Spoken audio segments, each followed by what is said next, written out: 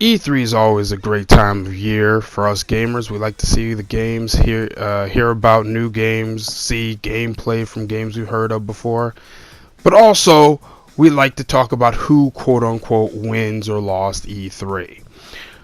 And I find it very interesting that certain number of gamers use statistics that, minus any other information, would be 100% valid.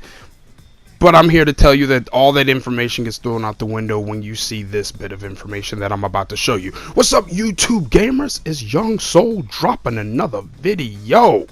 It's been a while, I know. I gotta get back in the swing of things. I know I said that before, and then I slack off. But I'm here, and I'm gonna try to keep up now. I'm trying. Okay, so what am I talking about? Well, certain particular group of gamers and fanboys have said that Xbox won E3, and they point to a couple various things, which, like I said, minus anything else, would be very, very impressive and very, very noteworthy. Except once you start getting more conclusive, I would argue, more reliable data, that all the original data has to get thrown out. So what am I saying? So the Xbox community, fans and fanboys, have been pointing to, the fact that Microsoft saw more Twitch views during their live stream of their conference for E3 than Sony did, and different various polls that are taken after E3. Like Jeff Keighley had a poll who won E3, Xbox won by a tremendous amount. I'm going to link his poll in the description. I'm going to see if I can't find the Twitch views where Microsoft won the Twitch views as well. If I can find that, I'll link that as well. But I'll be able to. We'll see if I can find it. Point is, all that gets thrown out the window when you start getting an actual data point that I'm going to point out, and that is, ladies and gentlemen, what you've been looking at on the screen. UK, again, early indication, because that's obviously just the UK. That's not worldwide. That's not, the bigger market that is the US. That's why I say early. That's why if you look at the title of my video, early proof. Okay. As we all know, we're not going to know anything as far as sales. And I know people are going to, he said sales, watch out. Well, my point is, going back to what the Xbox guys claimed as Xbox winning E3, that was views, Twitch views, and various polls like Jeff Keighley's poll. Well, guess what? Those don't cost anything for anybody to take part in. A view on Twitch doesn't cost the viewer anything. Okay, taking a poll, whether it's Jeff Keighley's poll, IGN poll, or whatever, Kotaku poll, whoever, doesn't cost anything. Okay, even I think IGN had most anticipated games, and there weren't any Xbox, but there were some PlayStation. Doesn't matter. That doesn't even matter. Even though it does favor PlayStation, that doesn't even matter. You know why? Again, polls and views don't cost anything to the consumer. Okay? Sales actually do. Okay? Remember, this E3, you remember how E3 used to be really just about for the insiders and the people, the trade show insiders and some shareholders to show up and all this other stuff. That's why it used to be a lot more numbers driven. Now it's a lot more games driven. Why? Because it's more hype now for each one of the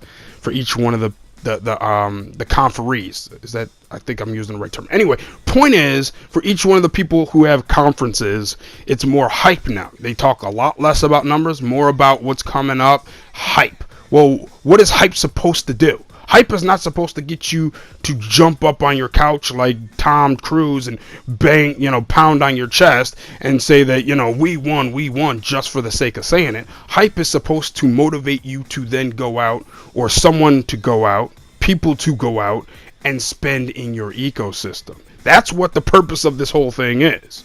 Okay, it's not just to win for the sake of winning. It's winning to actually win, to actually get more people engaged in your ecosystem, get more people spending in your ecosystem.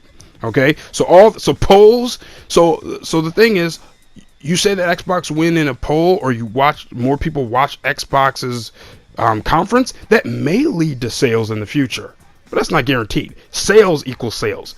Potential sales do not equal sales. Only sales equals sales. Okay, so Early indication. As you've been looking here, probably scouring through what I've just shown, and I've got a link. I'll put a link in the description of this, as always. You'll see the UK's top sales ending in the week of June 16th. If you go, and I'm sorry, I apologize, I don't have the previous week, but the previous week ended June 9th. So this week was June 10th through June 16th. That's when every single conference happened. I think it was EA that started early June 10th. Microsoft went, I think, in the afternoon here in the US anyway. It was the afternoon E3. That was their conference. Obviously, Sony went on in the evening here in the States, June 11th. And Nintendo, I think, did one. I wasn't able to catch that one, but that was on June 12th.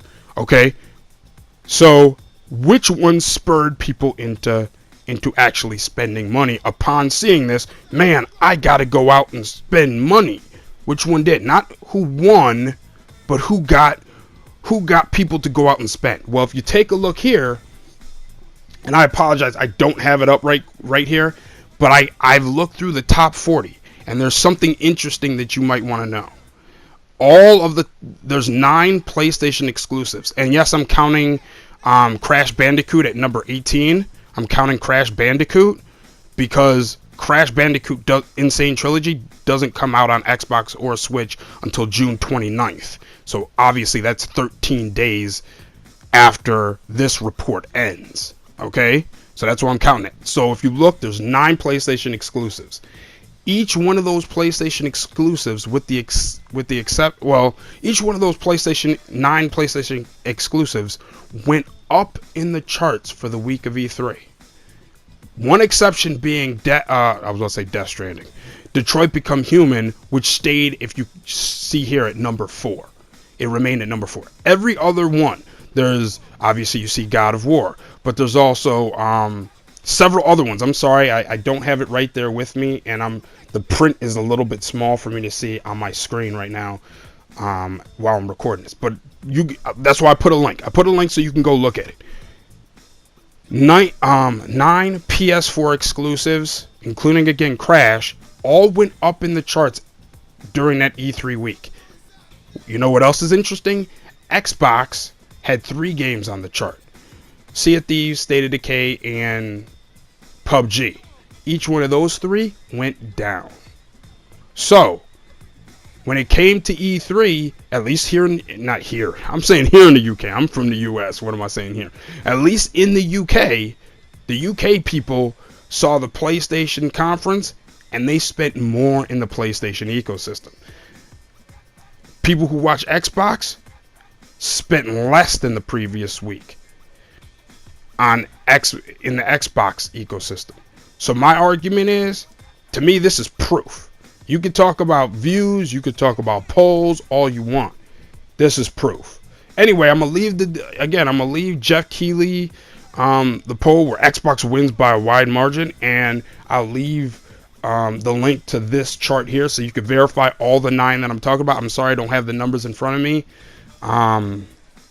But trust me, there are 9 games, PlayStation exclusives, that all went up in the charts, and 3 Xbox exclusives that all went down in the charts. So I don't know. You tell me what you think. Is this not proof? Tell me why the polls and the polls and the views matter more. I tend to think, money talks, BS walks. So that to me always matters more as far as who wins. Let me know what you think. Either way, let me know what you think in the comment section, and I'll holla back. Peace.